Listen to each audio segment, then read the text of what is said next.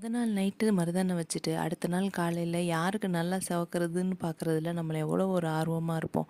அன்னைக்கு ஃபுல்லாகவே எந்த ஒரு பொருள் எடுத்தாலுமே அந்த கையை ரசித்து ரசித்து பார்ப்போம். அந்த கையில் தான் எல்லாத்தையுமே எடுப்போம் நம்மளும். கல்யாண பொண்ணு சென்னையிலேருந்து ஒரு 8 o'clockலாம் வந்துட்டா. அவள் வந்தோடனே என் கையை பார்த்துட்டா, அவளும் எனக்கும் வேணும்னு சொல்லி சண்டை போட ஆரம்பிச்சிட்டா.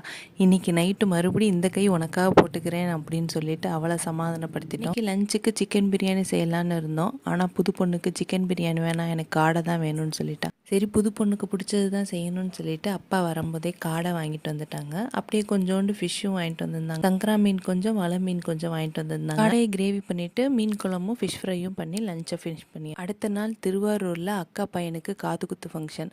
அதுக்காக போகணுன்னு சொல்லிட்டு அப்பா நிறையா பூ வாங்கிட்டு வந்திருந்தாங்க. எல்லா பூவையுமே சோலோவாக நான் மட்டுமே கட்டினேன். நான் கட்டி முடிக்கவும் ஒரு 2 o'clock போல் ஆயிடுச்சு. அதுக்கப்புறம் மறுபடியும் மருதாணி வச்சுட்டு படுத்தாச்சு.